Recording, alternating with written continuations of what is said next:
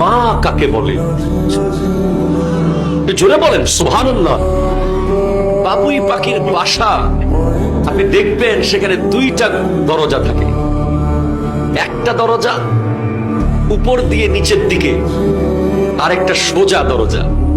সোজা দরজার মধ্যে কোনো বাচ্চা ডিম থাকে না, আর উপর থেকে একটা লুকায়িত দরজা আছে যেটা দিয়ে বাচ্চার ডিম থাকে।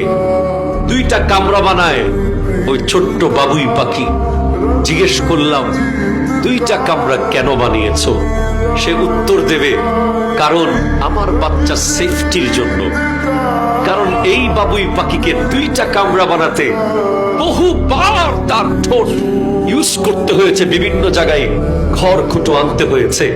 ছোট্ট পাখিটা কত হাজার বার উড়ে গিয়েছে, কত হাজার বার খড়কুটো এনেছে মুখে করে, শুধু এই বাসাটা বানানোর জন্য। সেই বাসাটা যদি একটা কামরার বানাতে হতো তাহলে তাকে অনেক কম কষ্ট করতে হতো, কিন্তু দুইটা কামরা মনের মাধুরী মিশিয়ে ইঞ্জিনিয়ারের মাথায় আসবে না এই প্ল্যান, কিন্তু মায়ের মাথায় চলে আসে সন্তানের জন্য। ঠিক কিনা? আরো জোরে বলে ঠিক কিনা?